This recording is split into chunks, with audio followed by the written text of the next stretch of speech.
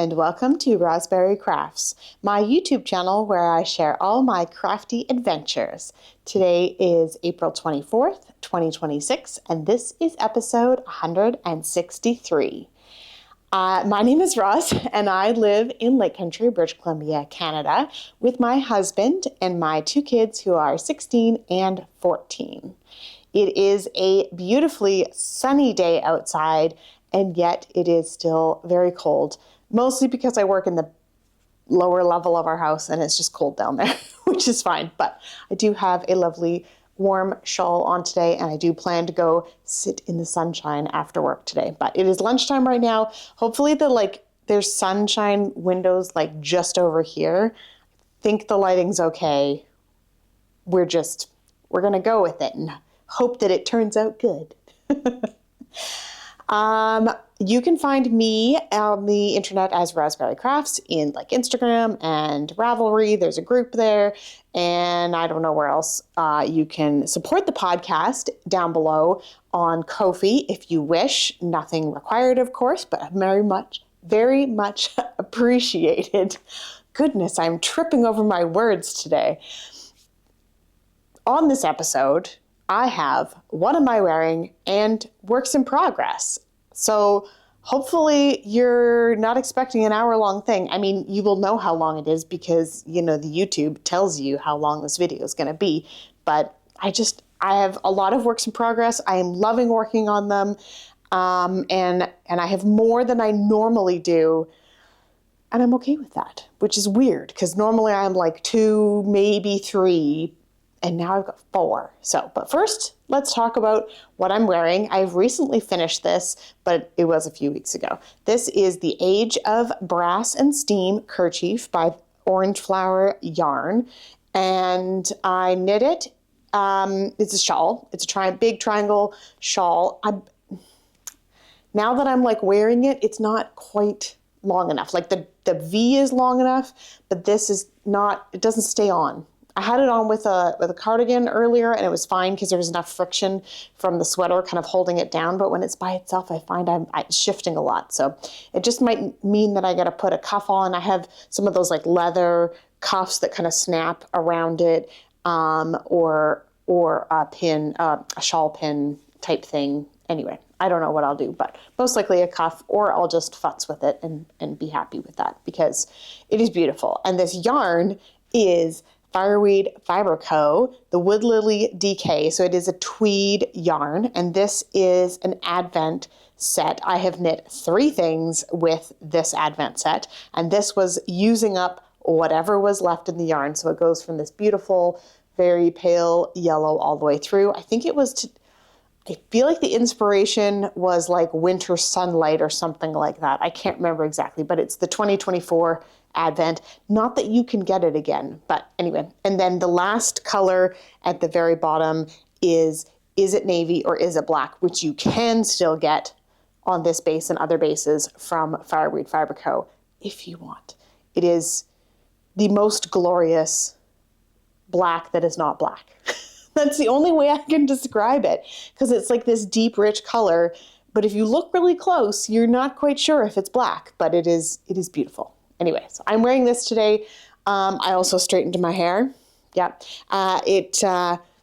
Very short story. Yesterday, my kids play Ultimate Frisbee, and their game was yesterday. It was so windy. And of course, it's not even windy at all today. But yesterday, it was so windy all afternoon. They actually called the second game 20 minutes in. They were or at the beginning of the second game, they were we're just going to play for 20 minutes just to have a bit of fun. But this is not can't be a real game, because it's just like sometimes you throw it and the Frisbee just comes back and hits you in the face, even though you throw it. Anyway, so I was sitting on the sidelines. I forgot where I was going with this story, but I remember I was sitting on the sidelines, and my hair, I had a hat on because it was sunny, and my sunglasses and everything, and I had my rain jacket. Some of the times I had my hood up because we were in the shade and it was so cold and the wind was so bad that I had my hood up on my rain jacket. And afterwards, my hair was just I don't know, part of it had gone through the hole in the back of the hat, and I hadn't done that. The wind had done that. It had pulled my hair through the hole in my hat, which is Velcro underneath, so anyway, it got a little tangled. Anyway, so I straightened it again. I think it looks very nice. I don't often straighten it without like a purpose of like going out for the evening, but I like it straight. It's just a lot of work. I have very thick hair, so it's a lot of work, but here we are. This is why my hairdresser put so many layers in my hair, so that my hair doesn't do this, because if all the ends were at the same spot, they would push on each other and be totally out. Anyway, that is way more information than I was planning to share about my hairstyle, but there we go. I've talked about my hair a fair bit. I feel like I'm at that crossroads in life where, and I don't know, you can see it a little bit, maybe under here you can see it. There's some gray happening there, and I keep saying, I'm not going to dye it anymore. I'm just going to let it be natural and be happy with it. And because I would like it to grow in naturally, I don't want to have that, like when you dye it and you see like the roots coming in gray. And it's enough now that it's like, it's mostly just underneath, a little bit on the top. It's kind of salt and peppery at this point. So it'd be a good point to do it. But then every like couple months, I'm like, oh, I'm not ready. So one day I'm ready and one day I'm not. So here we are with it re-dyed. Although I did do a lighter color this time, just to try something different, like a light brown. My hair is naturally like a dark, kind of ashy brown. So just to lighten it up, make it a different color. Anyway, that's enough about what I'm wearing and my hair. Let's move on to works in progress. First up in my on-the-go bag, did I even put a marker in last week? I did. I did put a marker in. This is one of my teapot markers. I don't know if it's going to show. Come on, camera, focus. There we go. Just like, it's like a little tiny teapot with some beads on it. It's very cute. So yeah, I did like 3 centimeters on this. I could not knit at the game yesterday. Like my hands were so cold, I couldn't even knit. So this did not get much work this week. And I still have, let's see, 20, 40, 60. I probably have at least 5 more rounds before I got to start the heels. So we'll keep a count on that. But I know. Was it last week? I was like, oh yeah, I'm totally going to finish these socks. Oh, I didn't even talk about any. So I'm using Mina's vanilla sock recipe. This is the Knitting Expat, and I use the extra gusset piece in that. I forget what it's called, but it just gives. It's an afterthought heel. It's a short row heel. That's what it is, short row heel. But it gives it a bit more space and a bit extra so that it fits on my heel nicely. I really like them. I'm trying a garter stitch heel this time. I haven't worn them yet because, of course, I'm still working on the second sock, but I'm quite excited to see how they work. And the yarn is Online Line 3 Super Sock 100. It's my oldest stash, and I'm using it up. So I have a goal that I worked on last year and this year that I have at least one project with my oldest stash on the needles to try and use up some of that stuff that I bought with a reason and a love still today, but I'm just not getting to it. So this is a way for me to force myself to kind of use up the oldest one. And I'm going based off my Ravelry dates, which may not be my exact dates. I think I'm caught up to where I started like when I got it, putting it in Ravelry, but I may have once a month kind of collected everything and put it in. So maybe it's not exact, but it's approximate and we're good with that. And what are we up to next? Next, we have my sweater. Again, I have not made that much progress on this, but I have joined under the arms. So let's hold it up, see if we can hold it up with the stitch marker. I picked a stitch marker that's not really going to show. Do you see that little dangly one there? Yeah. So I was just on, I think, 2 rows into the dark pink. This is the shoulder. This is the armhole. And so I'm through the rest of the pink. And now I am just, and I've got like 3 rows there, maybe. I'm just knitting in the round for the rest of the body until I get down to the hem. And I am doing 20 rows of the blue, 8 rows of the dark pink, and 16 rows of the light pink. This is the same striping pattern, which is not really a secret because you could just count up the rows in her pattern picture, but the same number of rows that she did for her one, obviously in different colors though. Tanis Lavely. This is, I am all over the place. This is Pink Peppermint by Tanis Lavely. And she has 2 versions of the sweater in her pictures. One is a solid with a make it tweed, which is like a string with little tweedy bits. So you can add it to any yarn and it makes it look like tweed. And then she does a striped version, which is like burgundy and pink. And I really liked that, but burgundy's not really my thing. So I went for denim and pink. And I think it's turning out awesome. I love the colors. My husband's not a super fan of the fuzzy yarn, so this might be a sweater for when he's not at home with me, but you know, when he's gone to work for the day or something. But or he'll get over it because I love it. This yarn is the Garn Studio Drops Air in Pink Sand is the light one, Old Pink and Denim. And I'm like this much left of the first ball still. I have so much of this yarn. I know I have a whole sweater and sleeves and everything to do, but I am enjoying it thoroughly. I just haven't had a lot of time to knit this week. I don't know where this week, I don't know what happened to this week, but there we go. So I'm really enjoying that sweater still. It is going to be, sweaters take a long time. You know what else takes a long time? Blankets. This is my next project, and there's my marker. So I got that's at the beginning of that denim color. So I got all of that done, the dark gray, and I'm almost done the light gray. This pattern is called Malt, and it's by Tin Can Knits. And I did use their app to make this. The cool thing about this blanket pattern is it has this, which is going to look super funny because it's not washed or anything yet, but it has a garter stitch panel in the corner of the blanket. And it kind of started right where that dark gray starts, and it ended. Do you see it ended here, right where that dark gray ends? Anyway, I'm really liking it.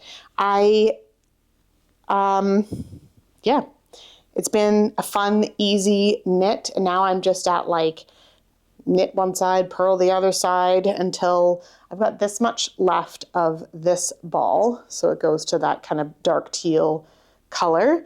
And then I've got, and then I've got one more to use up. And I think I'm going to have to do a bit of yarn management in order to make the color sequence continue between one and the next. But I'm okay with that. It's fine. We'll figure it out. I'm not worried. Not worried at all. Because I think, so you can see this blue. Where is it here? Oh, now I'm gonna make a mess of this yarn. So this, okay, this is like a magic ball that's not ending. Where's the, so this moves from the dark teal, you probably can't see it in the camera, but the dark teal to the kind of denim blue, and then this starts with the denim blue, but I'm just not sure how much of it there is, so I'm going to kind of measure it against one of the other colors, and if it's close, I will just go with it, because, you know, also, it's a baby blanket, and you know what? Babies don't care if it's 9 rows instead of 10 rows. They really don't. So this yarn is so soft. This is the Caron Big Cakes in the Nightberry colorway. And I mean, I haven't even washed it yet, and it's just going to soften up so nice. And I'm very excited for this. This is a gift for some friends who have a 1-year-old now, but you know, blankets at any time for any child is a good idea. So there's that. What else? Oh, and I have one more project. So I spoke earlier about my oldest yarn thing. This one has a bit of a story. I have knit a couple things already in this yarn, and this is the Red Heart shimmer.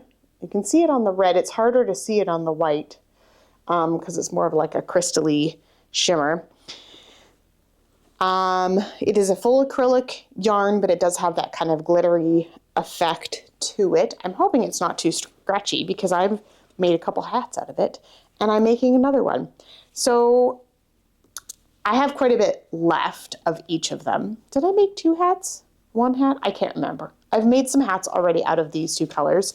They are definitely like very Christmassy. The white is like crystal white, right? So it definitely needs to be paired with something.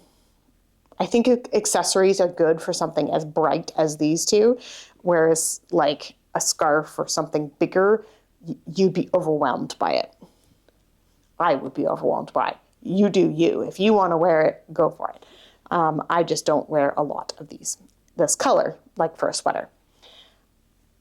I started knitting, so Mike's stepdad is Danish, and so when he grew up, he had a lot of the Danish traditions that they did in their house, including at Christmas. Some of the decorations are the hearts, and I'm sure there's other Scandinavian countries that do this too. And one half is white and one half is red, and they kind of interlock, woven heart shape. They're very pretty. I like them a lot as just general decoration. I found a pattern to knit some. So I knit one side of it, and it was so finicky to knit. I did count, I was very careful to count the rows because you basically knit like a half circle shape for one hoop of the heart, and then you knit 3 strips that go down. I was very careful to make sure I knit exactly the same, and then you knit the other half circle, fold it in half, do a white one, and then they go together, which is how you do it with paper, but you're just basically emulating what you would do with the paper with the knitting. The numbers are the numbers. It's a paid for pattern, so I don't want to give away too much, but basically knitting what the paper would look like after you cut it and then putting it together and sewing it so it doesn't fall apart again. It was so finicky. It didn't line up right. It looked terrible. There were so many ends. I hate weaving in ends. I really don't like it. If I can get away with doing the weave and Steven where it's behind the work, I do that because I don't like weaving in ends. I'm getting better at it. It's one of those things you just have to like find the rhythm and figure it out how you like it to look, and then it's a lot easier, but it's not my favorite part. I always put it off. So anyway, I was so frustrated with that whole process. I finished the red one. I think I even bound it off, and then I was looking at it, I folded it, and I was like looking at it, and I'm like, just looks sloppy. And it's not like the garter stitch didn't look sloppy, but just like the edges look sloppy, and it didn't, I don't know, it just didn't look quite right. And I'm so used to the paper ones, they have very crisp edges, right? So I wasn't feeling it anymore, even though I bought this pattern to do that, but whatever, that's a sunk cost. So I just cast on a hat. I think I did 100 stitches around. Honestly, I have no idea. I did an even number because I did 1 by 1 ribbing, so there's definitely an even number. And I did 2 rounds of the red, and now I'm going to do 2 rounds of the white, and I'm going to knit it until 7 inches, and then I'm going to do like a standard star decrease, and that's going to be a hat. Because I just couldn't let it sit there anymore. So, what have I done? So tangled, seriously. Anyway, so I cast on a hat. There's no pattern. I was going to do a color work pattern, but the acrylic yarn, I'm just not enjoying the acrylic yarn with a color work pattern. I find this yarn I'm having a hard time having it like slip through my fingers nicely. So it's like the tension is all weird, which I know it blocks out, but not in acrylic. Acrylic, it doesn't. Wool, you can kind of stretch and give, and it's got some stuff to it. And then once you wash it, it's got like the memory of, and it kind of zhuzhes into place. But acrylic, however it is however it is. It's not going to change too much. So anyway, I was not enjoying the color work, so I ripped that back and just doing stripes. So yeah, so third time's a charm, right? Sometimes you just need to go with the basic. Let the yarn do the fun, sparkly yarn. Two-row stripes will be easy. Bob's your uncle. Okay, that is all my works in progress. I have no stash to report, no next on my needles. I have not made any progress on the swatches for Mike's vest. I finished the amount that I wanted to do for the ribbing for the bottom of it, and then now I got to do cables. So I got to sit down and look at it. I just haven't had time this week. And I finished no books. Well, that's not really true. I guess I think I had an hour left on the Dungeon Crawler Carl book, The Gate of the Feral Gods. So I finished that the same day that I recorded, and now I'm on the next one. So, and yeah, I've still got the same book. I've been staying up so late doing stuff with the kids and the family and the whole works. By the time I get to bed, I read a page, and that's not going to get me a book finished in a week. So that's it. That's all I've been doing. I haven't even really been watching TV. We've been out at concerts. Taylor's choir group had a visiting choir from Namibia, and so they had a workshop, and then we went and saw their concert on Monday night. It was incredible. They did such a great job. There was, so my daughter's part of a youth choir here, and there's the young adults choir, which is the grade 11 and up university age kind of group, and then there's the youth choir, which is the middle school, younger high school group. So they both participated in it, and some of the high school choirs from around here participated. There were so many kids up on stage singing and moving and dancing with the Collective Singers was the group that it is, but they're from Namibia, and the richness of their sound and hearing their stories, just incredible. I actually watched it twice because I had to stay to take Taylor home anyway, so I watched it twice, and it was amazing. Even the second time, just so cool. The things they can do with their voices. They open the show with they're standing down the aisles of the church, and it sounds like you're in a jungle. There's bird calls and cows and the creaking of branches and the whistling of leaves and, people walking, footsteps walking on dirt, and there's no track. They have one guy doing drums and some percussion. They have one little kind of wind chime thing, and that was it. The rest was all their voices. It's just so good. Anyway, so good.